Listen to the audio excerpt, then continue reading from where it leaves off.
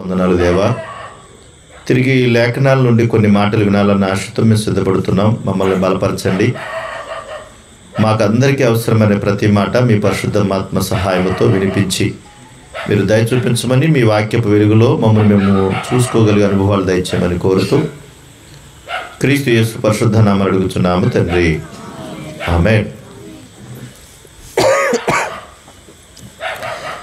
మంచిది. దేవుని యొక్క మహాకృప కనికరాన్ని బట్టి దైవికమైనటువంటి అనుభవాలలో దేవుని యొక్క ఉనికి, దేవుని యొక్క ప్రేమ, దేవుని యొక్క లక్షణాలు మనలో ఉండడానికి పరిశుద్ధమైనటువంటి దేవుడు తన కృపను అనుకూలపరిచి ప్రతివారి హృదయ అంతరంగములో తన మాటలు ఉండాలని ఆశపడుతూ వచ్చాడు. దేవుని యొక్క ఉనికి, దేవుని యొక్క ఆలోచనలో మన మీద ఆయన దృష్టి ఉంచి మన పట్ల ఎంతో శ్రద్ధ కలిగినటువంటి వానిగా మనం చూస్తూ ఉంటాం. ఎందుకు దేవుడు మన పట్ల శ్రద్ధ చూపించాలి? ఎందుకు దేవుడు అంటే మనం ఇష్టంగా ఉండాలి?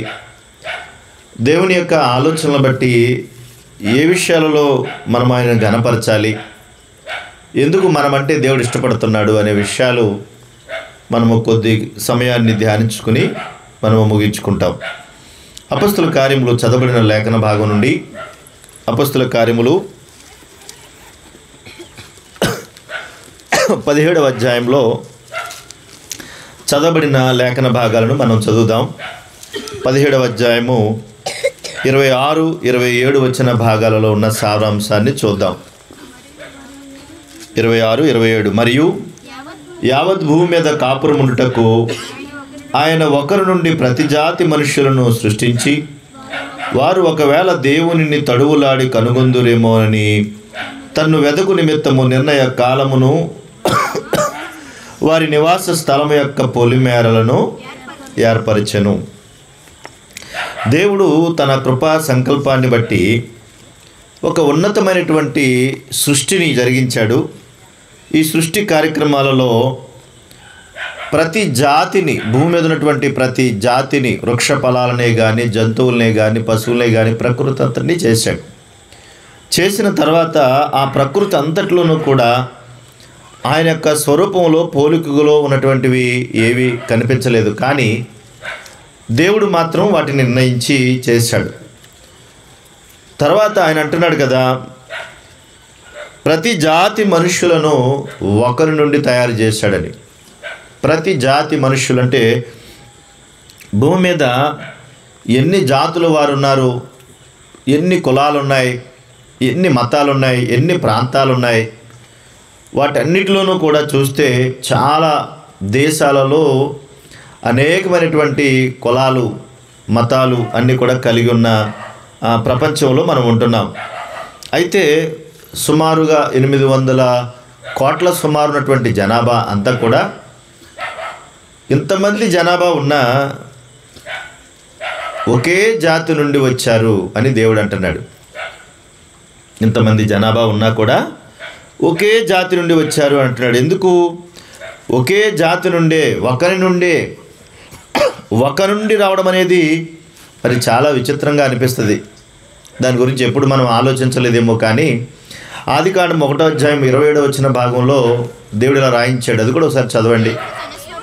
దేవుడు తన స్వరూపమందు నరుని సృజించెను, దేవుని స్వరూపమందు వారిని సృజించెను, స్త్రీని గాను పురుషుని గాను వారిని సృజించెను అన్నాడు. అంటే ఒకరి నుండి ప్రతి జాతి మనుషులను చేసి వారిని స్త్రీని గాను పురుషుని గాను దేవుడు నిర్ణయించాడు. మరి ఒకరి నుండి ప్రతి జాతి మనుషులు చేయడం అంటే ఒక్కనిలో ఇన్ని కోట్ల మంది ఉన్నారా? ఒక్కనిలో ఇన్ని కోట్ల మంది ఉన్నారా? ఆశ్చర్యంగా లేదా మరి? ఎందుకంటే ఒక్క వ్యక్తిలో ఇన్ని కోట్ల మంది ఉన్నారంటున్నాడు దేవుడు. కోట్ల మంది జనాభా ఉన్నారు. కానీ ఆ కోట్ల మందిలో రాలిపోయిన వాళ్ళు ఎందరో, అందులో కొంతమందికి మాత్రమే దేవుడు అవకాశం ఇచ్చాడు. అవకాశం ఇచ్చిన వారు మాత్రమే భూమి మీద బ్రతుకుతున్నారు. అందులో మనందరం ఉన్నాం. అందులో మనందరం ఉన్నాం. మనకి తెలియనటువంటి స్థితి విచిత్రంగా అనిపించినా, కొంతమంది దాన్ని అపార్థం చేసుకున్నా, అర్థం చేసుకోలేకపోయినా, అజ్ఞానంగా మాట్లాడిన ఒకరి నుండే ప్రతి జాతి మనుషులు భూమి మీదకి వచ్చారు. ఆ ఒక్కడు ఎవరు అంటే ఆదాము అని దేవుడు తెలియజేస్తూ ఉన్నాడు. అంటే ఆదాము నుండే ప్రతి సంతానం, ఆదాము నుండే ప్రతి జాతి మనుషులు భూమి మీద ఏర్పాటు పడ్డారు. ఇప్పుడు భూమి మీదకి వచ్చిన తర్వాత క్షత్రియ వైశ్యులైతే మిగిలిన ఎన్ని కులాలు అయితే ఉన్నాయో అన్ని కులాలు కూడా శూద్రులు అని అంటారు. ఇది బైబిల్లో ఎక్కడ దేవుడు రాయించలేదు. బైబిల్లో దేవుడు ఏం చెప్తున్నాడంటే ఒకరి నుండే ప్రతి జాతి మనుష్యులు వచ్చారని. మరి ఇవన్నీ ఎక్కడివి, ఇవన్నీ ఎలా వచ్చాయి, ఇవన్నీ ఎలా పుట్టుకొచ్చాయంటే మనుషులు వారి వారి కులాల ద్వారా, వృత్తుల ద్వారా, పనుల ద్వారా కులాలుగా విడిపోయి ఇవన్నీ మనుషులు ఏర్పాటు చేశారు తప్ప దేవునికి మాత్రం ఒకటే దైవ కులంలో ఆయన ఉండాలని కోరుకుంటున్నాడు. మానవ కులంగా ఒకే జాతి నుండి పుట్టించాడు. ఇంకింతకు మించి అందులో ఏమీ చెప్పడానికి లేదు. ఎందుకు చేసాడంటే ఆయన మళ్ళీ అక్కడ మనం చదువుదాం 26, 27లో, మరియు యావత్ భూమి మీద కాపురం ఉండుటకు ఆయన ఒకరి నుండి ప్రతి జాతి మనుష్యులను సృష్టించి అన్నాడు. ఒకరి నుండే ప్రతి జాతి మనుషులను సృష్టించాడు, ఒకరిలో నుండే అందరినీ రప్పించాడు. ఇది సాధ్యమవుతుందా అని అంటే మీకు చిన్న ఉదాహరణ నేను చెప్తాను. ఒక్క బేర గింజ మీరు భూమిలో పాతారనుకోండి, ఒక్క బేర గింజ, ఆ ఒక్క బేర గింజ బేరపాదే వస్తుందా? అది ఎన్ని కాయలు కాస్తుంది? ఆ బేర గింజలో నుంచి వచ్చిన ఆ బేర పాదు ఎన్ని కాయలు కాస్తుంది? ఒక్కొక్క బీరకాయలో ఎన్ని బీర గింజలు ఉంటాయి? ఉదాహరణ చెప్తున్నాను అంతే మీకు అర్థం అవడానికి. ఒక్కొక్క బీరకాయలో ఎన్ని బీర గింజలు ఉంటాయి? ఈ బీర గింజలన్నీ ఎన్ని కాయలు ఉన్నాయో, ఎన్ని కాయల్లో ఎన్ని విత్తనాలు ఉన్నాయో అవన్నీ కూడా ఒక్క బీర గింజల నుంచి వచ్చినాయేనా, సెపరేటా? మాట్లాడండి. ఒక దాంట్లో వచ్చినాయా?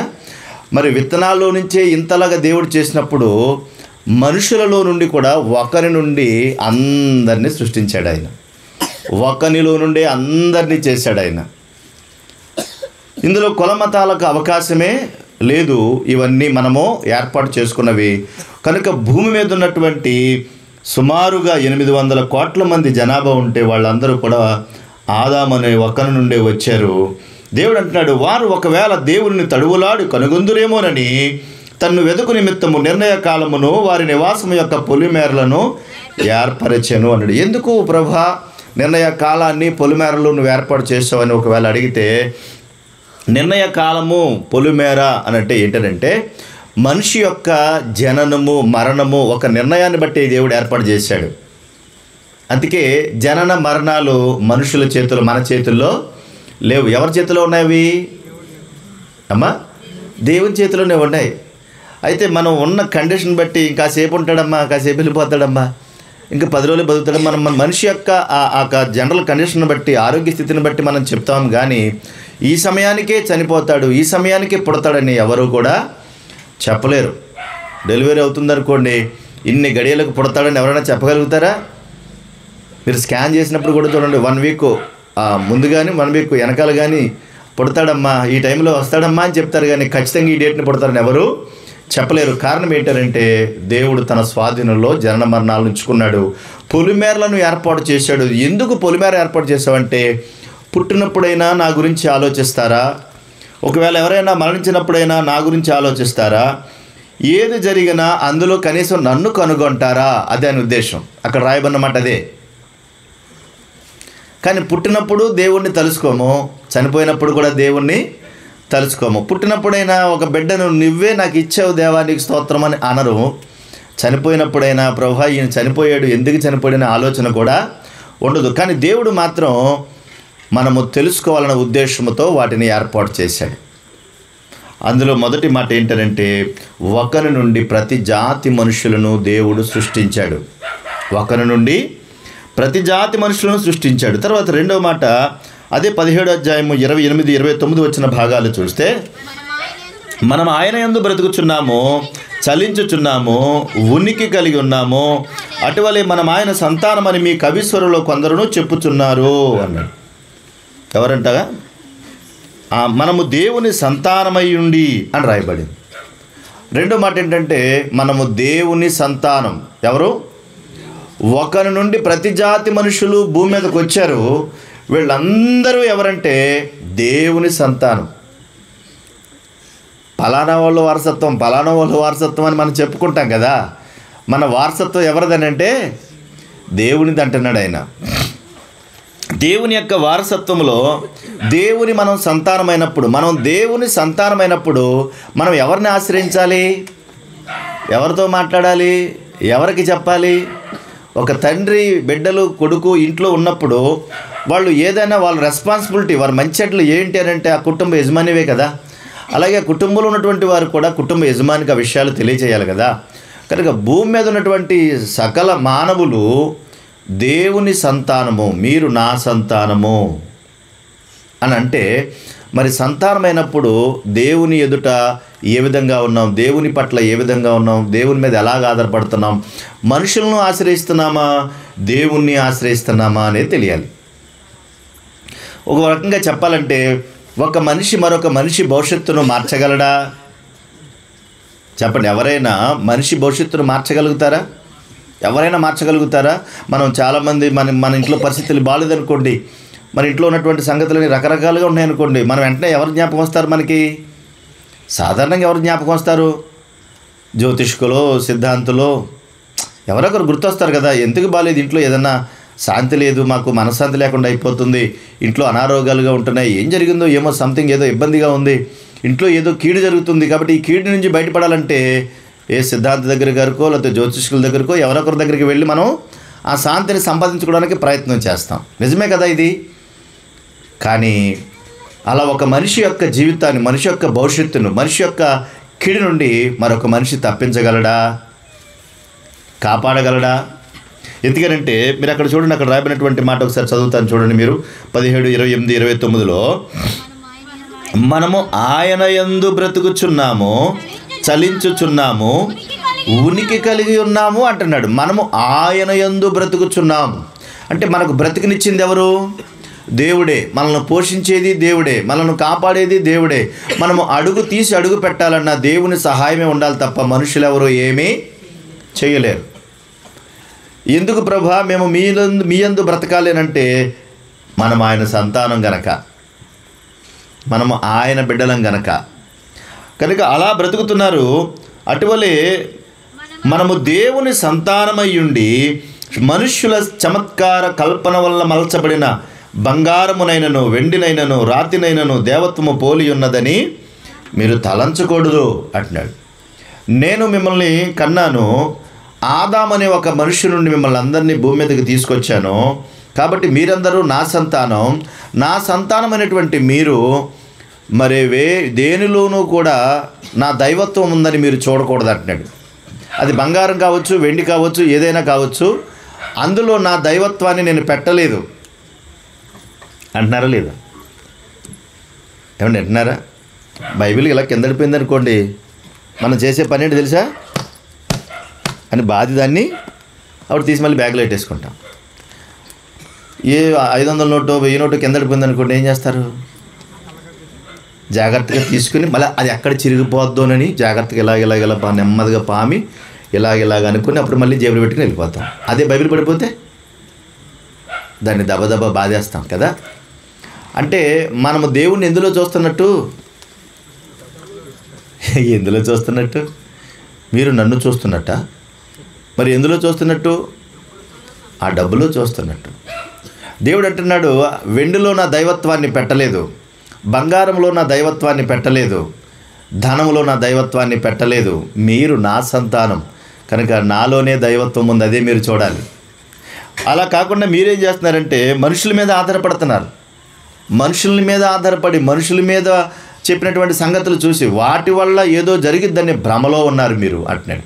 ఒక మాట మీకు జ్ఞాపకం చేస్తాను చూడండి ఒకసారి. యెషయా గ్రంథము 47వ అధ్యాయము కాస్త ఆలోచించాలని మనసు పెడుతున్నాను.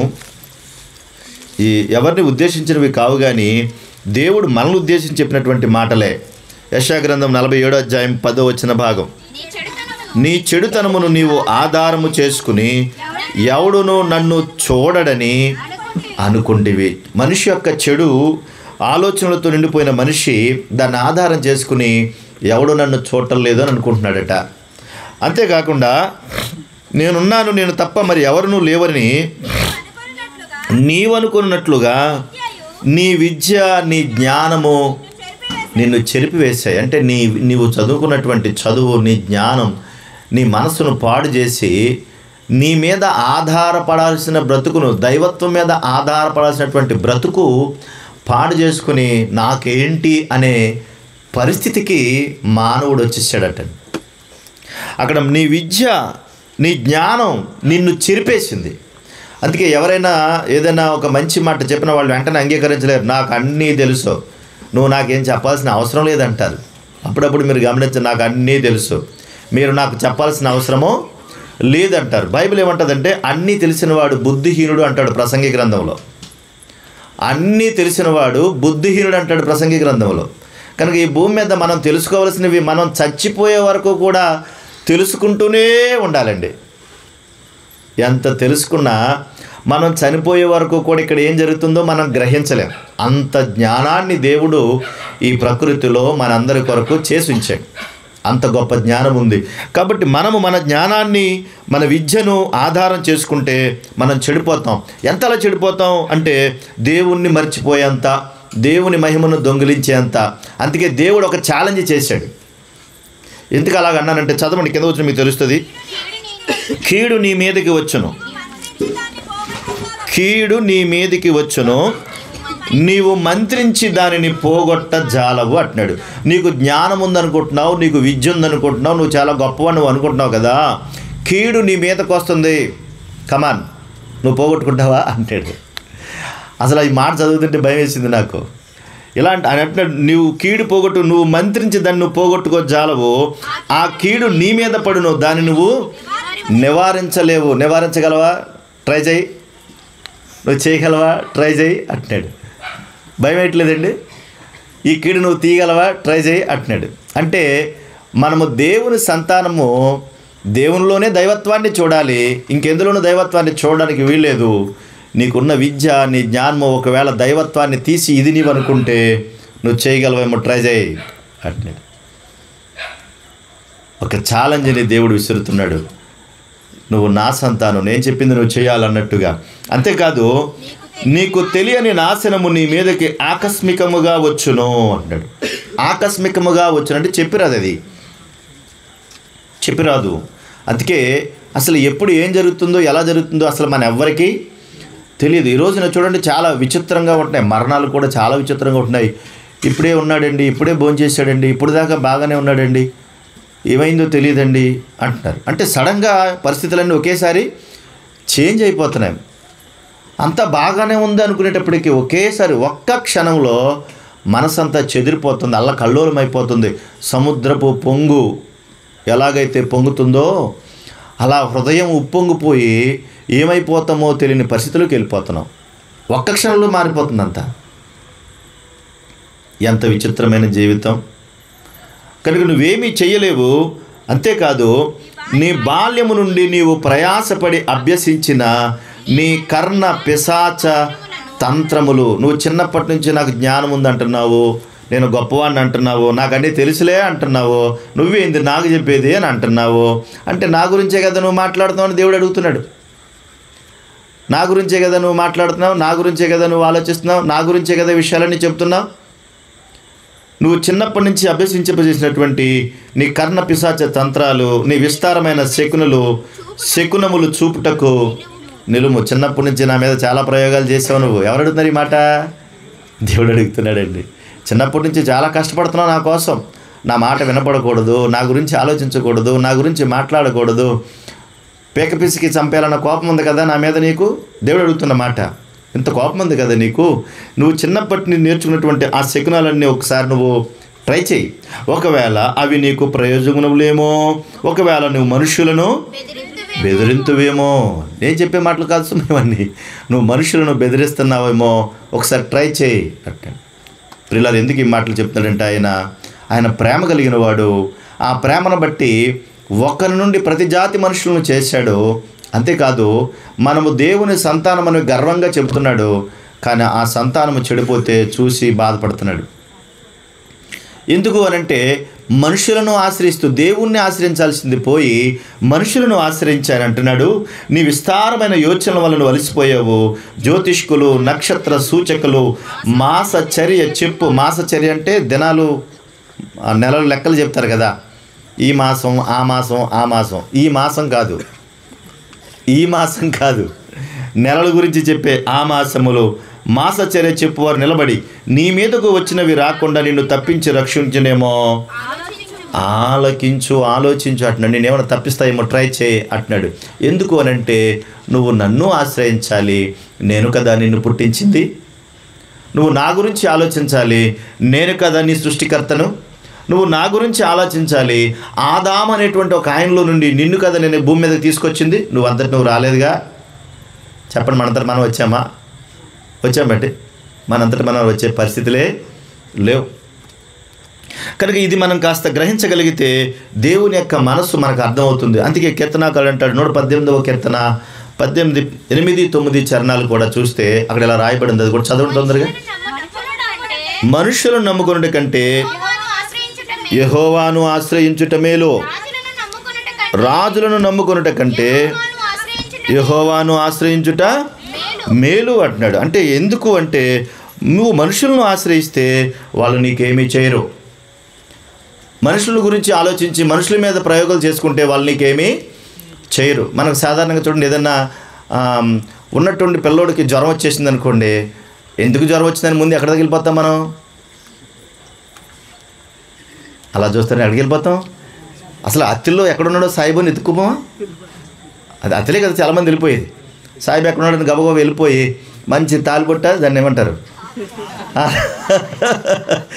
దాన్ని ఏమంటారు, తావీదు, అది తెచ్చుకుని అది కట్టే వరకు కూడా నిద్ర ఉంటుంది. ఒక సాయిబు గారిని ఒక ఆయన ఇంటర్వ్యూ చేశాడు, మీరు ఇవన్నీ ఇస్తారు కదా తాయెత్తులు, అందులో ఏముంటుందండి అంటే ఆయన అన్నాడు, ఇంత విభూది బూడిద లాంటిది ఏదో అందులో పాముతాము, అందులో చిన్న పేపర్ పెడతాము, ఆ పేపర్ మీద ఉంటుంది ఏంటంటే, ఈడు నా దగ్గరికి వచ్చాడు, ఈడు ఇమ్మంటే ఇది నేను ఇస్తున్నాను, నాకేం తెలదు అని ఉంటుందంట అందులో. మీకు అర్థమైందా? ఒక ఆయన చెప్తే విన్నాను నేను, వీడు నా దగ్గరికి వచ్చాడు, నాకేం తెలదని ఒక కాగితం ముక్క అందులో చుట్టి, మన వాళ్ళు ఏమనుకుంటారు, మంత్రం ఉంది అందులో, మంత్రం అనుకుంటారు. నాకేం తెలీదు, వాడు వచ్చాడు నేను ఇచ్చాను, ఇది బూడిద అని అందులో రాసి చుట్టి అందులో ఇచ్చేస్తాడంట. మనకేంటంటే అదొక తృప్తి అన్నమాట. ఎలాంటి తృప్తి అంటే చూడండి, ప్రార్థన చేసేటప్పుడు అయ్యగారు నెత్తి మీద చేసి దబదబ బాధేసి నా కోసం ప్రార్థన చేయండి అంటే అలా చూస్తూ ఉంటాం, అక్కడ దాకా సాటిస్ఫాక్షన్ అవ్వదు మనకి. అప్పుడు ఇంత నూనె చేసే పట్టుకొచ్చి ఎదురుగుండి పెట్టి దీని మీద చేసి ప్రార్థన చేయండి అంట. మనకి తృప్తి ఎక్కడనమాట? అర్జెంటుగా నూనె చేసే తీసుకుని మొత్తం ఒళ్ళంతా పామేసుకుంటేనే కానీ మనకు తృప్తి కలగదు. అంటే సెల్ఫ్ సాటిస్ఫాక్షనే తప్ప అందులో దేవుని యొక్క ఉద్దేశం అందులో ఏమీ లేదు. ఏమైనా ఉంది అందులో? ఏమీ లేదు. వాళ్ళకి తాయెత్తు అలాగా, మనకి నూనె డబ్బా ఇలాగా. ఏం తేడా ఉంది? ఏం తేడా ఉందా? ఏం తేడా లేదు. కనుక దేవుడు అంటున్నాడు, ఏంటి ఇదంతా? నన్ను ఆశ్రయించమంటే మనుషులను ఆశ్రయిస్తున్నావు, నన్ను ఆశ్రయించమంటే రకరకాల పనులు చేస్తున్నావు, ఏంటి ఇదంతా? మరి దేవుడు ప్రశ్నించినప్పుడు దేవుడికి సమాధానం చెప్పాలా వద్దా? మనం చెప్పాలా?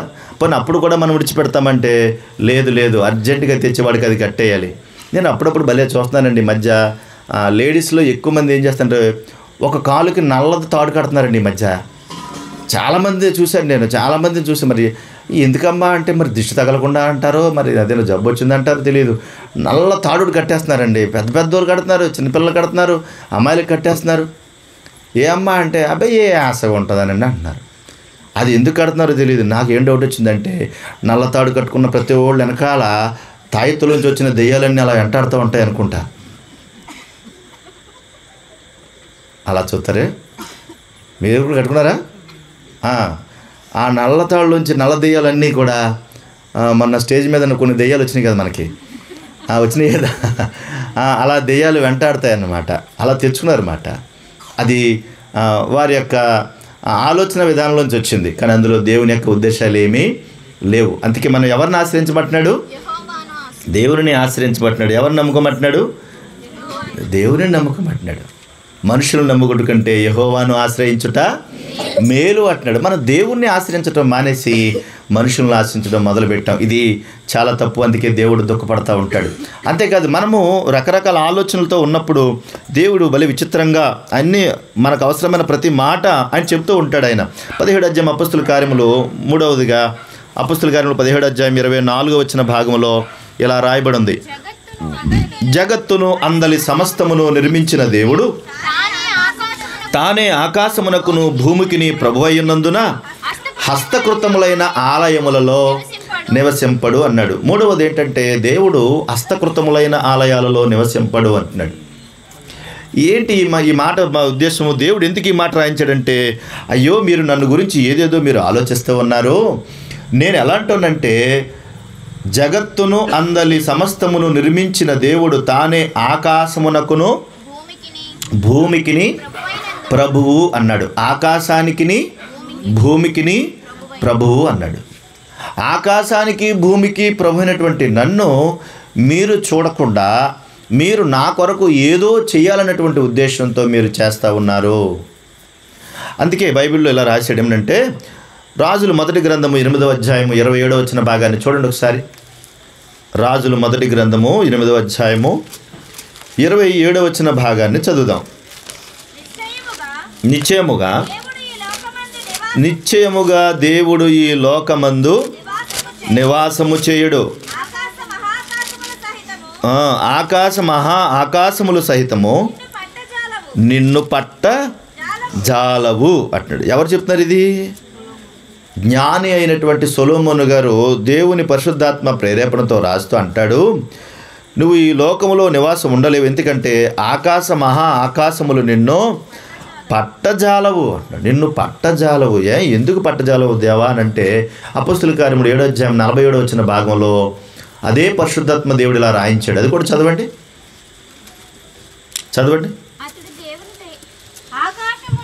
ఆకాశము నా సింహాసనము, భూమి నా పాదపీఠము, మీరు నా కొరకు ఎలాంటి మందిరమును కట్టుదురు అంటున్నాడు.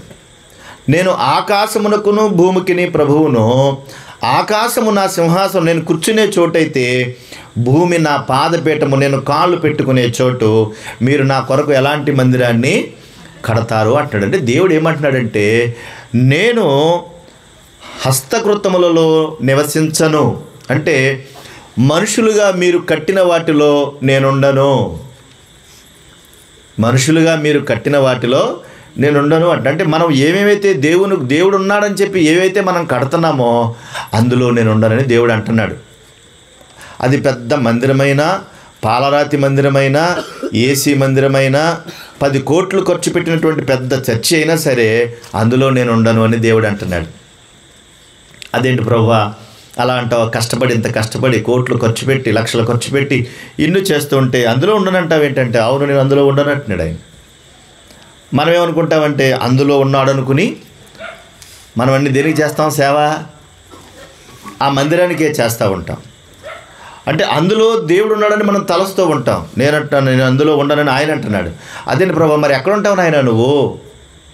ఎక్కడ ఉండాలనుకుంటున్నావు నాయన నువ్వు అని అంటే, చూడండి ఒకసారి యెషయా గ్రంథము 57వ అధ్యాయం. యెషయా గ్రంథము 57వ అధ్యాయం 15వ భాగం. మహాగణుడును మహోన్నతుడును పరిశుద్ధుడును నిత్య నివాసి అయిన వాడు ఇలాగూ సెలవిచ్చుచున్నాడు. మళ్ళా దేవుడు మాట్లాడుతున్నాడు. మహాగణుడను నేను, మహోన్నతుడను నేను, పరిశుద్ధుడను నేను, నిత్యము నివాసం ఉండేవాడనేటువంటి నేను చెబుతూ ఉన్నాను. నేను మహోన్నతమైన పరిశుద్ధ స్థలములో నివాసం ఉంటాను. అది నా లెవెల్, అది నా స్థాయి. నువ్వు అనుకునే స్థాయి కాదు నా స్థాయి. నువ్వేదో చిన్న మందిరం కట్టేవాడిని, చిన్న చర్చి కట్టేవాడిని, అందులో నేను ఉండాలనుకుంటాం లేదో. ఆకాశము నా సింహాసనము, భూమి నా పాదపీఠము, అది నా స్థాయి అయితే నాకు ఎలాంటి మందిరం కడతావు? సొలొమోను కట్టిన దేవాలయంలోనే నేను ఉండాలని దేవుడు అంటే, మనం కట్టే చిన్న చిన్న వాటిలో ఉంటాడా? కాబట్టి మనం ఏమనుకుంటామంటే, ఏది ఎక్కడ చూసినా ఉందంటే అదే దేవుడు అనుకుంటాం. మనం అందులోనే ఉన్నాడు అనుకుంటాం, ఇదే దేవుంది అనుకుంటాం. కానీ దేవుడు అది చెప్పట్లా. అందుకే మరి ప్రభువా అంత గొప్పవాడువు కదా, మహోన్నతమైన స్థలంలో నివసించేవాడు కదా నువ్వు, మరి ఎక్కడుంటావు అని అడిగితే అని అంటున్నాడు, ఆయనను వినయము గలవారి యొద్ద ప్రాణమును ఉజ్జీవింపచేయుటకును, నలిగిన వారి ప్రాణమును ఉజ్జీవింపచేయుటకును, వినయము గలవారి యొద్దను, దీన మనస్సు గలవారి యొద్దను నివసించుచున్నాను అంటున్నాడు. మరి నువ్వు ఎక్కడుంటావు నాయనా అంటే, నిన్ను నేను నా సంతానంగా చేసుకున్నాను, ఆదాం అనే ఒక మనుషుల్లోంచి నిన్ను తీసుకుని వచ్చాను, అందుకనే నేను నీలో ఉండాలనుకుంటున్నాను. నన్ను ఆకాశం పట్టదు, భూమి కూడా పట్టదు, కానీ నువ్వు పడతావు. ఎలా పడతావు నాయన అంటే, వినయము దీనత్వము కలిగిన నీ మనస్సు నాకు కావాలి. ఆ మనస్సు ఎవరైతే కలిగి ఉంటారో, వినయము దీనత్వం గల మనస్సులో దేవుని యొక్క ఉద్దేశాలు ఉంటాయి, దేవుని యొక్క ఆలోచనలు ఉంటాయి. ఏ విధమైనటువంటి గర్వానికి అహంకారానికి తావుండదు. దైవికమైనటువంటి లక్షణాలతో, దేవా నువ్వు ఉన్నావా, నువ్వేం చేస్తున్నావు, నువ్వు ఎలా ఉన్నావు, నాతో మాట్లాడవా, నాకు సహాయం చేయవా, నన్ను కాపాడవా అని దేవుని దగ్గర మొరపెట్టుకునే మంచి మనస్సు ఉంటుంది. అలాంటి వారి దగ్గర నేను ఉంటానంటున్నాడు. మీకు అర్థమవుతుందా? మెడలో పెద్ద సిలువేసుకుని, చేతిలో పెద్ద బైబిల్ పెట్టుకుని, మంచి హడావుడిగా గబగబా వెళ్ళిపోయినా నీ దగ్గర నేను ఉండనంటున్నాడు. కారణం ఏంటి అంటే, పైకి ఆకారం బాగా ఉంది, మంచి హడావుడి మేస్త్రిగా కనబడుతున్నావు, ఏంటి పెద్ద అంగీ వేసుకున్నావు, అక్కడేమో మంచి సిలువు గుర్తు వేసుకున్నావు, పెద్ద బైబిల్ ఒకటి చేతులు పట్టుకున్నావు, గరగర తిరిగేస్తున్నావు వీధులన్నీ. ఇప్పుడు నిన్ను చూసి ఒకవేళ మనుషులు చూసి నువ్వు గొప్పడు అని అనుకుంటారేమో, కానీ దేవుడు మాత్రం నీ దగ్గర ఉండడు. అర్థమవుతుంది ఏమన్నా? అర్థమవుతుందా? ఉండడు. కారణం ఏంటంటే, నీకు వినయము లేదు, దీనత్వము లేదు. అందుకే దేవుడు ఏమంటున్నాడంటే, నేను నీలో ఉండాలనుకుంటున్నాను, నీ దగ్గర ఉండాలనుకుంటున్నాను, నీ మనసులో చోటు కావాలనుకుంటున్నాను, అది నాకు కావాలంటున్నాను. కొరింథీయులకు రాసిన మొదటి పత్రిక 3వ అధ్యాయం 16వ వచన భాగం కూడా చూడండి ఒకసారి. మీరు దేవుని ఆలయమై ఉన్నారనియు, దేవుని ఆత్మ మీలో నివసించుచున్నాడనియు మీరు ఎరుగరా అంటున్నాడు. మిమ్మల్ని ఎలా చేసుకోవాలనుకుంటున్నాడంట? మీరు దేవుని ఆలయముగా చేసుకుందాం అనుకుంటున్నారు. మీరే నాకు ఆలయంగా కావాలంటున్నాడు. నువ్వు కట్టుకున్న ఆలయంలో నేను ఉండను, నేను కట్టుకున్న ఆలయంలో ఉండాలనుకుంటున్నాను. ఈ మాట అర్థమైందో లేదో? మనం కట్టుకున్న వాటిలో రంగులు, హార్బాటాలు, హడావిడులు ఉంటాయి, ఏవేవో మనం చేస్తూ ఉంటాం. అందులో దేవుడు ఉన్నాడని చేస్తూ ఉంటాం, కానీ అందులో దేవుడు ఉండడు. ఇప్పుడు చెప్పండి, మనమే ఆయనకు దేవుడిగా ఉండడానికి, ఆలయంగా ఉండడానికి ఇష్టపడుతున్నాడు ఆయన. ఆ ఆలయం మన అందరం అవ్వాలి. పెద్ద మేడ కట్టారండి, ఆ మేడలో మనం ఎవరు లేరండి. ఇప్పుడు మేడ దేనికి ఉపయోగం? అందులో పాములు, జంతువులు కదా, ఒక అడవిలాగా తయారవుద్ది కదా ఇల్లు. అందులో మనుషులు ఉంటే కదా ఉపయోగం అది. కనుక మన జీవితాలలో మనము కూడా దేవునికి చోటు ఇవ్వాలి. మనమే ఆయన ఆలయంగా ఉండాలన్నది ఆయన ఉద్దేశం. అక్కడ అంటున్నాడు, ఎవడైనను దేవుని ఆలయమును పాడు చేసిన ఎడల దేవుడు వానిని పాడు చెయ్యను అన్నాడు. మనము ఆయన ఆలయమైతే, ఈ ఆలయాన్ని ఆయన కట్టుకోవాలని సిద్ధపడితే, ఈ ఆలయంలోకి దేవునికి ఇవ్వాల్సిన మహిమ దేవునికి ఇవ్వకుండా మనుషులకు ఇచ్చి, లోకంలో ఉన్నవన్నీ కూడా ఈ లోపలికి ఎక్కించుకున్నాం. ఎన్ని ఎక్కించుకున్నాము అని అంటే, లెక్కలేనన్ని సంగతులు ఈ లోకంలో ఉన్నవన్నీ లోపలికి ఎక్కించుకున్నాం.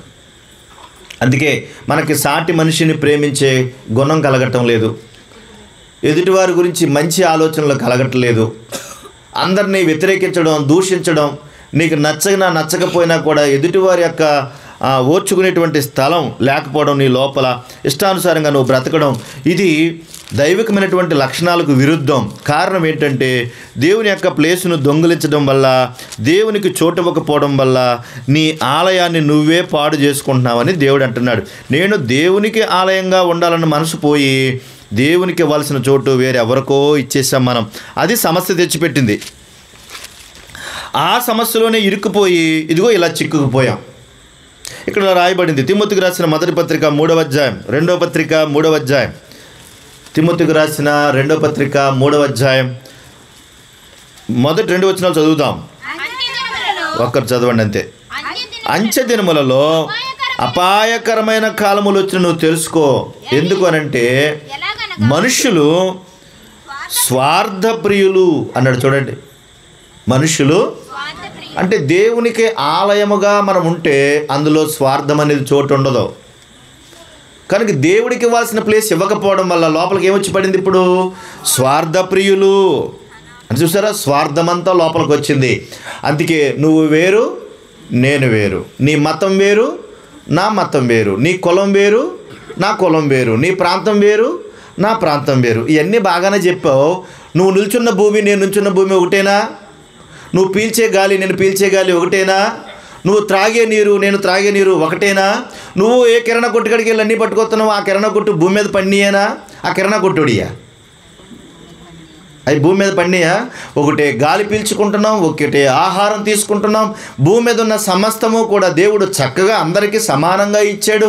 అయినా కూడా నువ్వు వేరు, నేను వేరు అనే భేదం ఎందుకు వచ్చిందనంటే దేవునికి ఆలయంగా ఉండాల్సినటువంటి నువ్వు చెడిపోవడం వల్ల, దెయ్యానికి నిలయంగా ఉండడం వల్ల ఆ స్థితులన్నీ లోపలికి వచ్చేసాయి. అందుకే స్వార్థ ప్రియులుగా, ధనాపేక్షులుగా అన్నాడు. ధనాపేక్షలు అంటే దాని అర్థం ఏంటో తెలుసా? ధనం మీద వ్యామోహం ఉన్నవాడు కుటుంబాన్ని సైతం ప్రేమించడు. ఇది ఎప్పుడు బండ గుర్తు అనమాట. కుటుంబాన్ని కూడా ప్రేమించడు. నీకు ఏం కావాలి పట్టుకొచ్చి పడేసాను కదా, చింతపండు ఉందా, బంగారం ఉందా, అది ఉందా, ఇది ఉందా, కొత్త బట్టలు కావాలి, పండుగ వస్తున్నాయి అంతేనా, కొత్త కొట్టలు కావాలా, తీసుకో పడేసుకోపో అంటాడు. జతలు పడేస్తాను, తీసుకెళ్ళిపో అంటాడు. కానీ పండగ పబ్బాలంటే అది కాదు కదా, కుటుంబంతో కలిసి ప్రేమానురాగాలు పంచుకోవడం కదా. కానీ ఇదేముండదు. ధనాపేక్షలు ఉన్నవారు ఇలాగే ఉంటారు. నిన్న 2 రోజుల క్రితం పేపర్లో ఒక సందర్భం పడింది. ఏంటనంటే వదిన గారి దగ్గర ఉన్నటువంటి డబ్బును తెచ్చుకోవడానికి, పట్టుకుని ఆ డబ్బును ఆక్రమించుకోవడానికి, ఆ ఇంటిని ఆక్రమించుకోవడానికి, ఆవిడ దగ్గర ఉన్నటువంటి స్థలాన్ని ఆక్రమించుకోవడానికి, ఆవిడ దగ్గర ధనాన్ని ఆక్రమించుకోవడానికి మరిది గారు ఇంకొక ఆమెను పెళ్లి చేసుకున్నాడంట. పెళ్లి చేసుకుని ఆమె ఇద్దరితో పోగడి ఈ వదిన గారి దగ్గర ఉన్న ఆస్తిని ఎలా లాక్కోవాలా అని ఒక మంచి ప్లాన్ వేశారండి. అసలు ఎవరు ఊహించరండి ఈ ప్లాను. నాకు తెలిసి ఎవరు ఎంత గొప్ప ప్లాన్ ఎవరు చేయరు.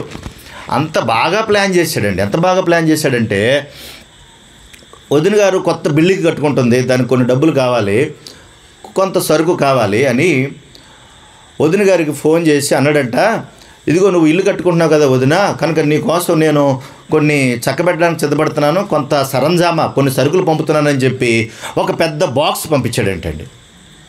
ఒక పెద్ద బాక్స్ పంపించాడట ఇంటికి. పార్సిల్ ఇంటికి వచ్చింది. మీ పేరు మీద వచ్చిందండి, మీదేనండి అని చెప్పేసి పార్సిల్ తీస్తే పార్సిల్ మీద ఆవిడ పేరే ఉంది, అన్నీ ఆవిడే ఉన్నాయి. చూస్తే సరే ఇది నా బాక్స్ అంటే ఈ పైన ఏముంది, మీరు ఇంటి కడుతున్నారు కదా, మీ ఇల్లు కోసం ఈ సరుకు అంతా వాడుకోండి అని దాని మీద ఉంది. సరే అని చెప్పేసి అదంతా తీశారు. తీసిన తర్వాత పెట్టి ఓపెన్ చేస్తే చచ్చిపోయిన శవం ఉంది అందులో. పెట్టి ఓపెన్ చేశారు, ఎక్కడో జరగలేదు, ఇక్కడ మన జిల్లాలోనే జరిగింది. ఇది చచ్చిపోయిన శవం ఉంది అందులో. ఈ శవం ఎవరిదిరా బాబు, ఇది ఉంది ఏంటి, ఇల్లు కట్టుకుంటున్నాను సరుకు వచ్చిందని అనుకుంటుంటే శవం వచ్చింది ఏంటి, ఇది తీరా చూస్తే నా పేరు మీద ఉంది, అసలు ఇది ఏంటి అని చెప్పేసి చూస్తే శవం ఎవరిదో కూడా తెలియదు, బాడీ ఎవరిదో కూడా తెలియదు. లోపల వెళ్ళిన తర్వాత లోపల ఏదో ఉత్తరం ఉందంట, నువ్వు 1,50,00,000 ఎంతో దగ్గర నువ్వు ఈ డబ్బు ఇస్తేనే ఈ బాడీ తీసుకుని వెళ్తావు, ముందు ఈ డబ్బు నువ్వు కట్టాలని అనుందంట. అందులో మళ్ళీ ఆవిడకి ఏం అర్థం కాలేదు. మొత్తం మీద పోలీస్ స్టేషన్కి వెళ్ళింది, కంప్లైంట్ పెట్టింది. ఇదేంటో తెలియలేదు. మొత్తం మీద ఒక 10 రోజులు ఎంక్వైరీ చేయగా తెలిసింది ఏంటనంటే ఆ మరిది గారే వదిలి మీద కక్ష కట్టి ఆ ఆస్తిని దోచుకోవడానికి, ఆమె భర్త లేనట్టున్నాడు, చనిపోయినట్టున్నాడు పాపం, దోచుకోవడానికి ప్రయత్నం అంతా చేశాడు. ఎలా చేస్తే బాగుంటుందని ప్లాన్ వేశారు. ప్లాన్ చేసిన తర్వాత వాళ్ళకి ఎలా చేయాలో అర్థం కాలేదు. ఏదో రకంగా మొత్తం బయట తీసుకోవాలనుకున్నాడు. అందుకని ఏం చేశారంటే ఈ యాక్షన్ ప్లాన్లో మనకు ఒక శవం కావాలి, ఎవరిని చంపేస్తే బాగుంటుందని ఎతికారంట. చూడండి అసలు ఎవరిని చంపేస్తే బాగుంటుందని వెతికితే ఆ వీధిలోనే 20-30 సంవత్సరాలు 28 సంవత్సరాలు ఉన్నాయి ఎవడో ఒకడు. ఆడు అస్తమానం తాగేసి పెళ్ళాన్ని కొడతా ఉంటా, అటు ఇటు తిరుగుతూ ఉంటాడంట. ఈ నేసేద్దామా అనుకున్నారంట. ఎవరిని ఎప్పుడు వేసేస్తారో ఎవరికి తెలదమ్మా. ఈడు బాగుంటాడు, ఈ నేసేద్దాం అనుకుని ఆడిని పట్టుకుని మరిది గారు భార్య, మరిది గారు ఉన్న పక్కన ఉన్న ఇంకొక ఆవిడ, వీళ్ళందరూ కలిగి ఆడిని కార్లు ఎక్కించుకొని మై హోనా మేము ఉన్నాం కదరా మీకు, నువ్వంటే మాకు ఎంత ప్రేమో అని చెప్పి ఫుల్గా మందు ఏం చేశారు. ఆడికి మందు ఏం చేసి ఊరవతలో తీసుకెళ్ళిపోయారు. అంతే మొత్తం మీద ఏదో తాడుంటే తాడేటి చంపేశారు. అన్ని జాగ్రత్తగా చంపేసి ఏం చేయలేని తీసుకెళ్ళిపోయి ఒక చోట నుంచోబెట్టి జాగ్రత్తగా చక్కగా పార్సల్ చేసేసి వదిన గారింటికి పంపించేశారు. ఇంత పెద్ద తతంగం దేనికోసం జరిగింది? ధనం కోసం. మీరు ఆలోచించండి, దేవుడు చెప్పిన ఏ మాట పొల్లిపోదు. ధనం కోసం ఇదంతా జరిగింది.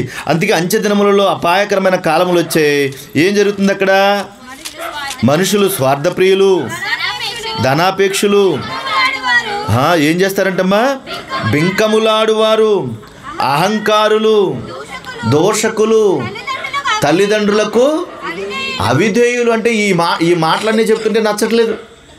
ఈ మాటలు చెప్తే నచ్చదు. దేవుడు అంటున్నాడు, నువ్వే నాకు ఆలయంగా ఉండాలని నేను అనుకుంటే నీలోనికి ఇవన్నీ వచ్చి పడ్డాయి. నీ ఆలయాన్ని నువ్వే పాడు చేసుకుంటున్నావు. నీ ఆలయాన్ని నువ్వే పాడు చేసుకుంటున్నావు. తల్లిదండ్రులకు అవిధేయులు అంటే తల్లిదండ్రుల మాట ఎవరు వినే స్థాయి దాటిపోతారంటండి. అమ్మ, ఈరోజు ఎవరైనా తల్లిదండ్రులను గౌరవిస్తున్నారంటారా? మీరే చెప్పండి.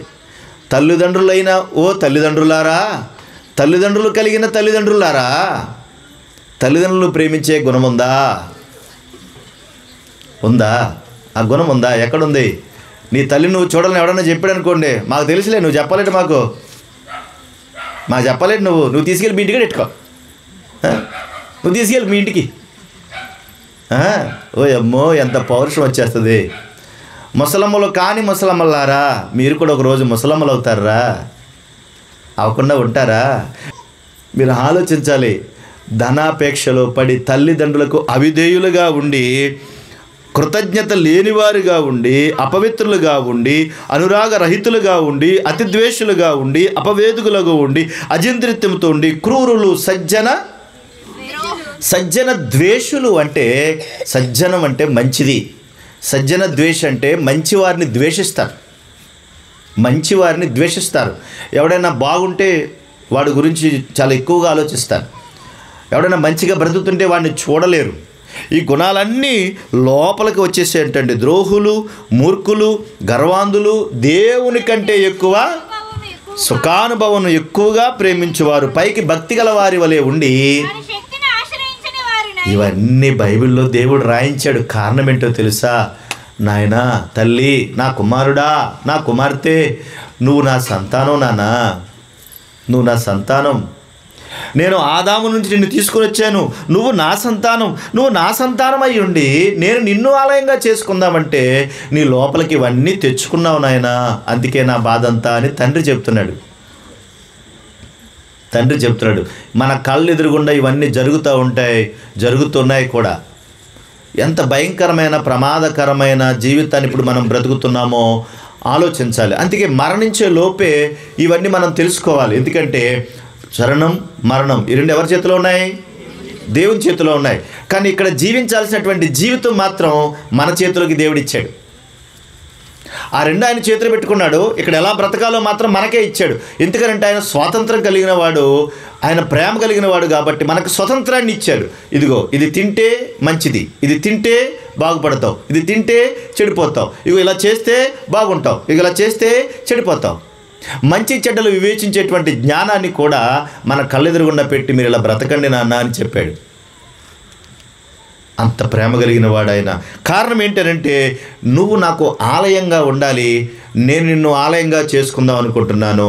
కానీ నువ్వేం చేస్తున్నావు? ఎవడైనా నువ్వు దేవుని ఆలయమును పాడు చేసినడలా దేవుడు వానిని పాడు చేస్తానంటాడు. నువ్వు నీ చేతులతో నువ్వే నీ ఆలయాన్ని పాడు చేసుకుంటున్నావు, వద్దు నాన్న అని చెప్తున్నాడు దేవుడు. ఆ తర్వాత మనం అది ఆలయంగా చేసుకోవడానికి ఇష్టపడం, కానీ మనం చేసే పనులేంటో దేవుడు ఆ మాటలు కూడా జ్ఞాపకం చేశాడు. అవి కూడా మీకు ఒకసారి గుర్తు చేస్తాను. చూడండి ఒకసారి అపొస్తలుల కార్యములు 3 మాటలు చెప్పాను. ఇప్పుడు 4వ మాటగా అపొస్తలుల కార్యములు 17వ అధ్యాయము 25వ వచన భాగం. ఆయన అందరికీ జీవమును ఊపిరిని సమస్తమును దయచేయువాడు గనుక తనకు ఏదైనానో కొదువై ఉన్నట్టు మనుషుల చేతులతో సేవింపబడువాడు కాడు అన్నాడు. 4వ మాట ఏంటంటే దేవునికి ఏది కొదువులేదు. దేవునికి ఏది కొదువులేదు. మనకి తెలియక, దేవా నువ్వేం తింటావు? పలావ్ తింటావా? చికెన్ బిర్యానీ తింటావా? దమ్ బిర్యానీ తింటావా? నువ్వేం తింటావు? ఏం కావాలి నీకు అని ఎవరు అడుగుతాం? దేవుడిని అడుగుతాం కదా. రాత్రి నాకు ఆలోచింది, చేప ముక్కలు ఎక్కువ తినక పొట్టదని చెప్పాడు నాకు. అలా చూస్తారేంటి? మన ఆరోగ్యాన్ని పట్టించుకునే నాదుడు, మన బాగోగులు పట్టించుకునే నాదుడు, మనం ఏం తినాలో ఏం తినకూడదో కూడా చెప్పే గొప్ప దేవుడు. ఎందుకు అనంటే మనం ఆయన సంతానం. ఇది బండ గుర్తుపెట్టుకోవాలి. కనుక ఆయనకి ఏది కొదువు లేదు. కానీ మనం ఏమనుకుంటామంటే దేవునికి అన్నీ తక్కువే అనుకుని దేవుడికి ఏదో పెడదాం అనుకుంటాం. బైబిల్లో అక్కడే 17వ అధ్యాయంలోనే 14వ అధ్యాయం చూడండి ఒకసారి. అపొస్తలుల కార్యములు 14వ అధ్యాయము 17వ వచనం చూడండి ఒకసారి. 14, 17 చదివినప్పుడు గ్రహించి చదువు. ఆయనను ఆయన ఆకాశము నుండి మీకు వర్షమును ఫలవంతములైన ఋతువులను దయచేయుచు ఆహారము అనుగ్రహించుచు ఉల్లాసముతో మీ హృదయములు నింపుచు మేలు చేయుట చేత తన్ను గూర్చి సాక్ష్యము లేకుండా చేయలేదని బిగ్గరగా చెప్పాను అంటున్నాడు. దేవుడు ఎలా చేస్తున్నాడంటే ఆయన ఆకాశం నుండి వర్షం కురిపిస్తున్నాడటండి. మాట్లాడరే, ఆకాశం నుండి ఎవరికండి వర్షం? చెప్పండి, వర్షం ఎవరికండి? ఏమండి, వీళ్ళు దేవుణ్ణి నమ్ముకున్నారంటండి, వాళ్ళకే ఇద్దాం వర్షం అని దేవుడు అనుకున్నాడా? వీళ్ళు దేవుణ్ణి నమ్ముకోలేదంటండి, వాళ్ళకి వద్దండి, వాళ్ళకి ఇవ్వద్దు వర్షం అనుకున్నాడా? వీళ్ళు దేవుణ్ణి నమ్ముకున్నారు కాబట్టి వీళ్ళకి పంట బాగా పండిద్దాం, వాళ్ళు నమ్ముకోలేదు కాబట్టి పంట పండించకుండా ఆపేద్దాం దేవుడు అనుకున్నాడా? అంటే దేవుడు అలా అనుకుంటే దేవుడు ఎందుకు అవుతాడు అసలు నాకు అర్థమవుదు. ఒకవేళ నిజంగా అలాగే అనుకుంటే దేవుడు అవుతాడా? సమస్త భూమి మీద ఉన్న వారందరూ నా సంతానం అన్నప్పుడు సంతానం అందరూ సమానంగా చూడాలి కదా. ఆయనలో ఏ పక్షపాతమో లేదు ఆయనకి. అందుకే బైబిల్లో మత్తయి సువార్తలో ప్రభువారు అంటారు, ఇదిగో ఆయన మంచివారి మీదను చెడ్డవారి మీదను వర్షం కురిపిస్తున్నాడు. మంచివారికి అదే వర్షం, చెడ్డవారికి అదే వర్షం. అందరికీ ఆహార పదార్థాలు సమానంగా ఇచ్చాడు. ఇవ్వలేదండి? మాట్లాడరే, అందరికీ ఆహార పదార్థాలు సమానంగా ఇచ్చాడండి. పాడి సంపద, పశువు సంపద అందరికీ సమానంగా ఇచ్చాడండి. అసలు భూమి మీద ఉన్న సకల జీవరాశులు అందరికీ సమానంగా ఇచ్చాడండి. ప్రకృతిలో ఉన్నవన్నీ కూడా అన్నీ సమానమే. ఎక్కడ అసలు ఏది కూడా తేడా మనకి కనబడదు. మనకే కుళ్ళు వచ్చేస్తుంది. మనకి ఎంత కుళ్ళు వచ్చేది అంటే, పక్కోడు పంట బాగా పండింది అనుకోండి, ఆడి పంట పండిపోయింది కాబట్టి ఆడి పండకూడదు అనుకుంటే ఆడి చెరువులో ఏదో కలిపేయడమో, పురుగుల మందులు కలిపేయడమో, ఆని చెడగొట్టేయడమో, చంపేయడమో, ఇలాంటి పనులన్నీ మనం చేస్తాం. కానీ దేవుడు ఎక్కడ అలాంటివి చేయలేదు.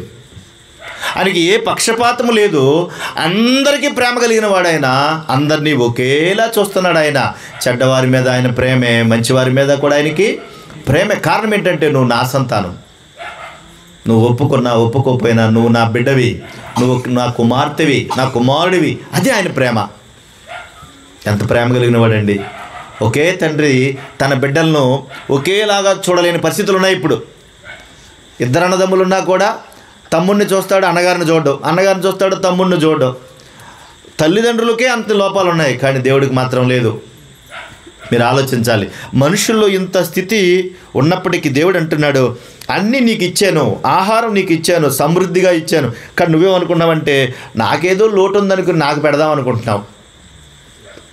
అంతే కదా, దేవుడికి పెడదాం అనుకుంటాం కదా మనం. కానీ అనుకుంటాం అనుకోమా. చిన్నప్పుడు అలాగే మా నాన్నగారు అలాగేనండి, ఏదన్నా సరే ముందు దేవుడికి ఇవ్వాలరా, మనం దేవుడికి పెట్టాలని దేవుడికి పెట్టుకోడండి. ముందు వింటున్నారా లేదా? ముందు దేవుడికి పెట్టుకోడండి. చిలకడ దుంపల వ్యాపారం చేసేవాడు ఆయన. ఆ చిలకడ దుంపల వ్యాపారం చేయడం, అందులో పెద్ద దుంప తీసేవాడండి. పెద్ద దుంప తీసి ఒక టంకు పెట్టి మీద పెట్టేవాడు. నాన్న ఏంటి ఇక్కడ పెట్టారు మీరు అంటే, దేవుడికి రా అనేవాడు. ఓహో దేవుడికి కాబోలు అనుకునేవాడు. తర్వాత ఆయన లైన్కి వెళ్ళిపోతా దాన్ని 4 ముక్కలు చేసి మాకు ఇట్టేసేవాడు. మళ్ళీ ఇదేంటి నాన్న దేవుడికి అన్నారు కదంటే, దేవుడికే మనకే, దేవుడికే మనకి. అంటే దేవుడు తిండా మరి అంటే మనం తింటే దేవుడు తిన్నట్టే అన్న. ఇంతకది ఎవరికి చెప్పరే అని. యాపిల్ పళ్ళు బోలని పంట పడుతుందండి, దేవుడు తింటాడా? మరి ఎవరు తింటున్నారు? మనమే తింటున్నాం. ఎన్ని రకాల పళ్ళు, అన్ని రకాల పళ్ళు మాట్లాడేటి.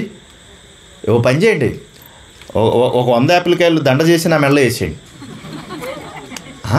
నవ్వుతారేటబా, నేనే కాసేపు దేవుడిని అనుకోండి, నా మెడలో వేసేయండి. ఇప్పుడు నేనేం చేస్తాను?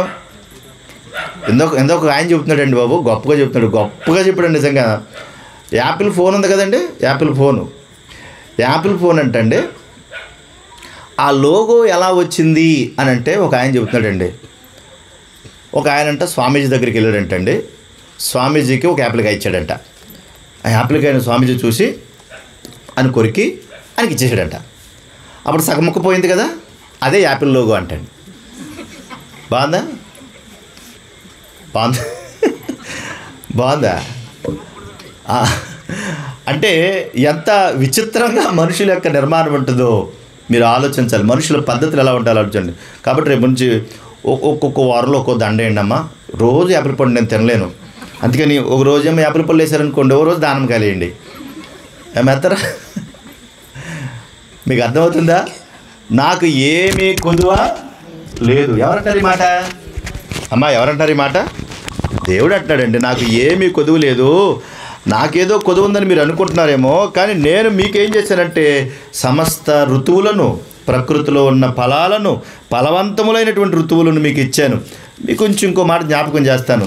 కీర్తనలు 50వ కీర్తన 9వ చరణాన్ని ఒకసారి చూడండి. 50వ కీర్తన 9వ చరణాన్ని చూడండి, చదువు. నీ ఇంట నుండి కోడెనైనను, నీ మందలో నుండి పొట్టేళ్లనైనను నేను తీసుకోను. అడవి మృగములన్నీయు, 1000 కొండల మీద పశువులన్నీయు నావే కదా. నువ్వు ఏం కోస్తావు? నాకు కోడిని కోస్తావా, మేకను కోస్తావా? ఇవాళ మరి ఎన్ని కోళ్ళని కోసేశారు రత్నరాజు గారు నాకు తెలదు. నువ్వేం కోస్తావు నాకు? నువ్వు కోడిని కోస్తావా, మేకను కోస్తావా, కోడిని కోస్తావా?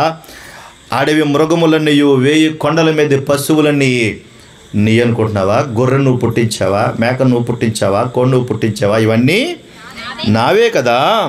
కొండలలోని పక్షులన్నిటిని ఎరుగుదును, పొలములోని పశ్వాదులు నావసమై ఉన్నవి. లోకము దాని పరిపూర్ణత నాది. కాబట్టి నేను ఆకలి కొనినను నీతో చెప్పను. నాకు ఆకలేస్తుంది, నాకు అన్నం పెట్టని నీకు చెప్పను. ఎవరు? దేవుడు అంటున్నాడు. దేవుడికి ఆకలేస్తుందా అమ్మా? దేవుడికి ఆకలేస్తుందా?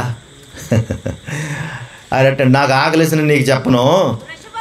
వృషభముల మాంసం నేను తిందునా, పొట్టేల రక్తం నేను త్రాగుతానా? ఏయ్ నాకు పట్టుకొచ్చి గొర్రెత్తావురా నువ్వు? ఎన్ని కోళ్ళకి వచ్చేసావు ఇవాళ దమ్ బిర్యానీకి అని ఒకవేళ దేవుడు అడిగితే నాకు ఆకలేసిందని నీకు చెప్పానా? నాకేది కొదువ లేదు అన్నాడు. మరి ఇప్పుడు ఇది ఎవరికిది? ఇదంతా ఎవరికి? మనకండి. ఎందుకు మనకి? మనము ఆయన సంతానం. ఇది మర్చిపోవద్దు, మనము ఆయన సంతానం. చిన్నపిల్లలు చూడండి, అప్పుడప్పుడు కూర్చోబెడతాం మనము. మన వాత్సల్య లాంటిది అక్కడ ఉంటుంది అనుకోండి, నాకు కొంచెం పెట్టవా అని అడుగుతాం కదా. అది తింటా ఉంటే మనం కొంచెం అడుగుతాం. ఎంత పెడుతుంది మనకు? అది కొలత చూసుకుంటుంది, ఎంత కొలత చూసుకుంటుంది, జాగ్రత్తగా గిల్లి. అసలు అందులో ఏమవుతుందో కూడా మనకు తెలియదు. నలకలాగా ఉంటుంది మన చేతిలో పెట్టినాడు అది. ఆ నలకలాగా చూసి మనం అయ్యో ఎంత పెట్టావో అనుకుని మళ్ళీ ఏం చేస్తాం? నువ్వే తినమ్మా, నెమ్మది పెడతాం, మళ్ళీ ఆవిడికే పెడతాం. అర్థమవుతుందా? దేవుడు కూడా సమస్తాన్ని మనకిచ్చి ఇవన్నీ నీ కోసం, నా కోసం కాదు. నాకేమీ లోటు లేదు. ఎందుకో తెలుసా? అన్నీ నావి, అన్నీ నావి. నాకేం లోటు ఉంటుంది? అన్నీ నావి. సకల సృష్టిలో ఉన్నవన్నీ నావి. నాకేం లోటు ఉంటుంది?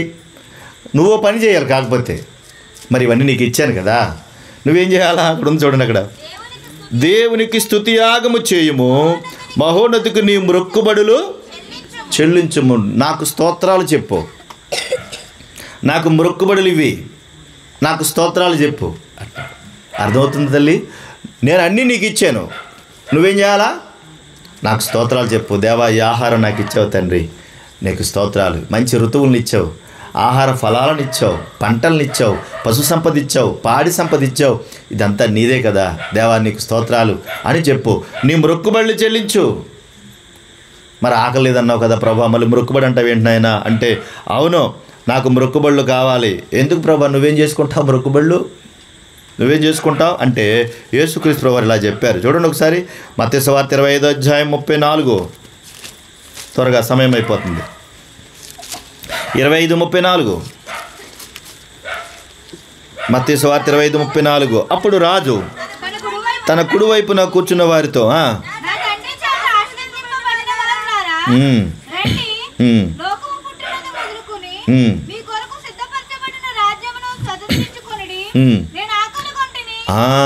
యేసుక్రీస్తు ప్రభువు వారు చెప్తున్నారు అప్పుడు, నాకు ఆకలేసింది, మీరేం చేశారు, మీరు నాకు భోజనం పెట్టారు. అదేంటి ప్రభు, నీకు ఆకలేదన్నావు కదా, నాకు ఆకలేదన్నావు కదా, అన్నీ నాయ అన్నావు కదా. అవును అన్నీ నాయే, కానీ నాకు ఆకలేసింది, నువ్వు నాకేం పెట్టావు, భోజనం పెట్టావు. నాకు దాహం వేసింది, దాహానికి ఇచ్చావు. నేను ఎక్కడో ఉంటే నన్ను పరామర్శించడానికి వచ్చావు, నాకు ఒంట్లో బాగోతే నన్ను పరామర్శించడానికి వచ్చావు, నేను బట్టలు లేకుండా బాధపడుతుంటే నాకు బట్టలు ఇచ్చావు. ప్రభువా, ఇవన్నీ నీకెప్పుడు చేసావు నాయన మేము అంటే 40వ వచనంలో, అందుకు రాజు, మిక్కిలి అల్పులైన ఈ నా సహోదరులలో ఒకనికి మీరు చేసితిరి గనక నాకు చేసితిరి. ఆయన ఆకలి ఏంటి తెలుసా, నీకు బోల్డ్ అంత ఉంది కదా, కష్టపడ్డావు కదా, ప్రయాసపడ్డావు కదా, ఉన్నంతలో నీకు కొంత ఉంది కదా, ఇదిగో లేని వారికి కాస్త సహాయం చేయి.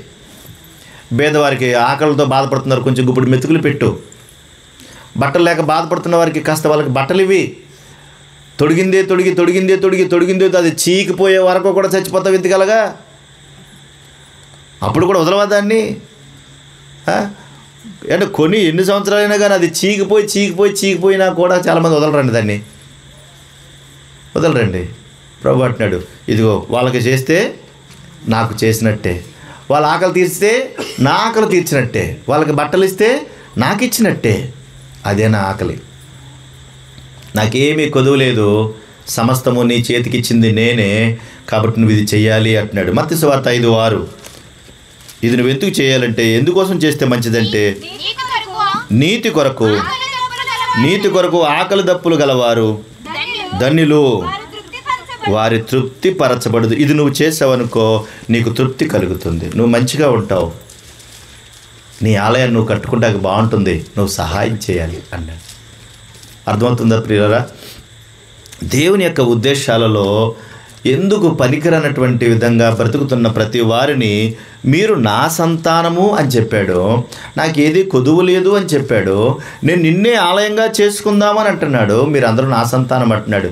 కానీ ఈ సంతానం అంతా తనకు ఇష్టమైనటువంటివి కాకుండా తనకు వ్యతిరేకంగా బ్రతికి దేవుని ఆలయంగా ఉండాల్సింది దెయ్యపు ఆలయంగా మారిపోయి నశించిపోతుంటే దేవుడు దుఃఖపడుతున్నాడు. అందుకే చివరికి ఒక మాట చెప్పి నేను ముగిస్తాను. చూడండి, 17వ అధ్యాయము అపొస్తలుల కార్యములు 17వ అధ్యాయం 30వ వచన భాగం. ఆ అజ్ఞాన కాలములను దేవుడు చూచి చూడనట్టుగా ఉండెను, ఇప్పుడైతే అంతటను అందరను మారు మనసు పొందవలనని మనుషులకు ఆజ్ఞాపించుచున్నాడు అన్నాడు. అజ్ఞాన కాలం అంటే దేవుని ఎరుగక ఇష్టానుసారంగా బ్రతుకుతున్నప్పుడు దేవుడు సహాయం చేసి దయ చూపించి కరుణ చూపించాడు. ఆ తర్వాత తన ప్రేమను బట్టి నడిపించాడు. ఇప్పుడైతే ప్రతి వారు కూడా మారు మనసు పొందాలని ఆజ్ఞాపిస్తున్నాడు. దేనికి కారణం ఏంటి, ఎందుకు మారు మనసు పొందాలి, ఎందుకు మారాలి అనంటే బైబిల్లో రాయించాడు. రోమపత్రిక 3:11లో నీతిమంతుడు లేడు, ఒక్కడునూ లేడు, అందరూ అన్నాడు. నీతిమంతుడు లేడు, ఒక్కడునూ లేడు, గ్రహించేవాడు ఎవడునూ లేడు, దేవుని వెతుకువారు ఎవడునూ లేడు, అందరూ త్రోవ తప్పి ఏకముగా పనికిమాలిన వారైరి, బేలు చేయవాడు లేడు, ఒక్కడైనను లేడు అంటున్నాడు. అదే 3:23లో ఏ భేదము లేదు, అందరూ పాపము చేసి దేవుడు అనుగ్రహించిన మహిమను పొందలేకపోతున్నారంటే ఏమైంది? కడకి దేవుడిచ్చిన ఆహారాన్ని అనుభవిస్తున్నాం, దేవుడిచ్చిన గాలిని అనుభవిస్తున్నాం, దేవుడిచ్చినటువంటి పంటను అనుభవిస్తూ ఉన్నాం, దేవుడిచ్చిన సంతానంగా భూమి మీద బ్రతుకుతూ ఉన్నాం. కానీ దేవుణ్ణి మర్చిపోయి దేవునికి వ్యతిరేకమైన కార్యాలన్నీ చేస్తూ ఉంటే దేవుడు చూసి దుఃఖపడుతున్నాడు. అందుకే దేవుడు ఏం చేశాడంటే ఒక మంచి ప్రణాళికను రచించాడు. ఎంత మంచి ప్రణాళిక అంటే యోహాను సువార్త 3వ అధ్యాయము 16వ వచన భాగంలో దేవుడు ఇలా రాయించాడు. అక్కడ చూడండి ఒకసారి. దేవుడు ఈ లోకమును ఎంతో ప్రేమించను. ఎందుకు ప్రేమించావు దేవా ఈ లోకాన్ని అంటే, మీరు నా సంతానం కాబట్టి, మీరు నా సంతానం కాబట్టి. మన పిల్లలు ఎక్కడుంటే మన దృష్టి అంతా ఎక్కడుంటుంది? అక్కడే కదా ఉంటుంది. వాళ్ళు ఎక్కడుంటే అక్కడే మన దృష్టి ఉంటుంది. మనుషులు ఇక్కడ బతుకుతూ ఉంటాం కానీ దృష్టి అంతా ఎక్కడుంటుంది? అందుకే దేవునికి కూడా ఆయన ఉన్నది పరలోకమైన, ఆయన దృష్టి అంతా భూమి మీద ఉంది. ఈ లోకము నేను ప్రేమిస్తున్నాను, కారణం ఏంటంటే మీరందరూ నా సంతానం ఈ భూమి మీద ఉంది అని చెప్పి, కాగా ఆయన తన అద్వితీయ కుమారునిగా పుట్టినవాని యందు విశ్వాసముంచు ప్రతివాడును నశింపక నిత్య జీవం పొందినట్లు ఆయనను అనుగ్రహించాను. అదే క్రిస్మస్. క్రిస్మస్ అంటే అదే. నశించిపోతున్న మానవాళిని, దారి తప్పిన మానవాళిని, దేవుని సంతానమైన అనే సంగతిని మర్చిపోయిన మానవాళిని రక్షించడానికి, విడిపించడానికి, పాప విమోచన కలిగించడానికి యేసుక్రీస్తు ప్రభువారిని ఈ భూమి మీదకి పంపించాడు. పుట్టుక అంటే ఈ భూమి మీదకి రావటం, ఈ భూమి మీదకి రావటం. మనమందరం అలాగే వచ్చాం. అందుకే ఆయన ఈ భూమి మీదకి వచ్చిన రోజునే ఒక గొప్ప పండుగ. దేవుడు సమాధానాన్ని కలిగించడానికి ఈ భూమి మీదకి వచ్చానని చెప్పి రాయించాడు. లోకాసు వార్త 2వ అధ్యాయంలో మనం చదువుకున్నటువంటి మాట కూడా ఒకసారి జ్ఞాపకం చేద్దాం. లోకాసు వార్త 2వ అధ్యాయము 11వ వచన భాగం. దావీదు పట్టణమందు నేడు రక్షకుడు మీ కొరకు పుట్టి ఉన్నాడు, ఈయన ప్రభు అయిన క్రీస్తు అన్నాడు. ఆయన పుట్టినప్పుడే రాయబడిన మాట ఏంటంటే, నేడు రక్షకుడు మీ కొరకు రక్షకుడు పుట్టాడు. దేని నుంచి రక్షిస్తాడు ఈయన అంటే, పాపము నుండి, శాపము నుండి విడుదల ఇవ్వడానికి, ప్రతి మనిషిని కాపాడడానికి, నీతి తత్వాన్ని పోగొట్టుకున్న వారికి తిరిగి నీతిలోనికి నడిపించడానికి ఆ రక్షకుడు భూమి మీదకి వచ్చాడు. ఆయన ద్వారా 14వ వచనంలో, సర్వోన్నతమైన స్థలములలో దేవునికి మహిమ, ఆయనకిష్టులైన మనుషులకు భూమి మీద సమాధానం కలుగునుగాక. ఆయనకిష్టులైన మనుషులకు, ఆయనకిష్టులైన మనుషులు ఎక్కడున్నారు? ఈ భూమి మీదే ఉన్నారు. కనుక ఆయనకిష్టులైనటువంటి ఈ మనుషులకు సమాధానాన్ని ఇవ్వడానికి రక్షకుడిని ఈ భూమి మీదకి దేవుడు పంపించాడు. అందుకనే రక్షకుడు భూమి మీదకి వచ్చాడు. దానినే పుట్టుక అంటున్నాం, అదే క్రిస్మస్ అంటున్నాం. తిమోతికి రాసిన మొదటి పత్రిక 2వ అధ్యాయం, తిమోతి రాసిన మొదటి పత్రిక 2వ అధ్యాయం 4-5 చదువు త్వరగా. ఆయన మనుషులందరూ రక్షణ పొంది సత్యమును గూర్చిన అనుభవం, జ్ఞానము గలవారై ఉండవలనని నిశ్చయించుకున్నాడు. ఒక్కరు చదవండి తల్లి. ఎందుకు? దేవుడొక్కడే, దేవునికిని నరులకును మధ్యవర్తి కూడా ఒక్కడే, ఆయన క్రీస్తు యేసును నరుడు. అంటే దేవుడు నరునిగా ఈ భూమి మీదకి అవతరించాడు, ఈ భూమి మీదకి వచ్చాడు. కారణం ఏంటంటే మధ్యవర్తిగా వచ్చాడటండి. దేవునికి ఆలయంగా ఉండాల్సినటువంటి మనుషులు ఆలయాన్ని దూరం చేసుకుని దెయ్యపు ఆలయంగా మార్చుకుంటే, తిరిగి ఆ ఆలయములో దైవికమైనటువంటి లక్షణాలను, గుణగణాలను ఏర్పాటు చేయడానికి రక్షకుడు మధ్యవర్తిగా యేసుక్రీస్తు ప్రభువారిగా ఈ భూమి మీదకి వచ్చాడు. అది ప్రధానంగా క్రిస్మస్ అంటే అదే. ఎవరి హృదయంలోనికి ఆ రక్షకుడిని ఆహ్వానిస్తారో, ఎవరి హృదయంలో ఆ రక్షకుడు ఉదయిస్తాడో, వారి జీవితాల్లో క్రిస్మస్ ఆనందాన్ని కలిగి ఉంటారని చెప్తున్నాడు. అందుకని యోహాను రాసిన మొదటి పత్రిక, యోహాను సువార్త 14:6 చదవండి. యోహాను సువార్త 14:6, నేనే మార్గమును, నేనే సత్యమును, నేనే జీవమును అన్నాడు. నేనే సత్యమును, నేనే జీవము, నేనే మార్గమును అన్నాడు. అంటే పరలోక దేవుని దగ్గరికి చేరడానికి ఆయన మార్గంగా ఉన్నాడు. ఎవరైతే రక్షకుడిని స్వీకరిస్తారో వారు వెలుగులోనికి వస్తారు. యోహాను సువార్త 5వ అధ్యాయము 24వ వచనం చదువుదాం. యోహాను సువార్త 5:24, నా మాట విని నన్ను పంపిన వాని యందు విశ్వాసముంచువాడు నిత్య జీవము గలవాడు, వాడు తీర్పులోనికి రాక మరణములో నుండి జీవములోనికి దాటి ఉన్నాడని చెప్పాను. ఎవరైతే ఆ క్రీస్తును రక్షకునిగా అంగీకరిస్తారో, ఆ రక్షకుని హృదయంలో హత్తుకుంటారో, ఆ రక్షకుని ద్వారా తీర్పులోనికి రాకుండా మరణములో నుండి జీవములోనికి దాటిపోతారు అని చెప్తున్నాడు. ఈ రక్షకుడు 2000 సంవత్సరాలప్పుడు భూమి మీదకి వచ్చిన ఈ రక్షకుడు మనుషులందరి పాపం కొరకు తన ప్రాణాన్ని అర్పించాడు, తన ప్రాణ త్యాగాన్ని చేశాడు, ఒక మాదిరికరమైనటువంటి జీవితాన్ని చూపించాడు, ఎలా బ్రతకాలో నేర్పించాడు.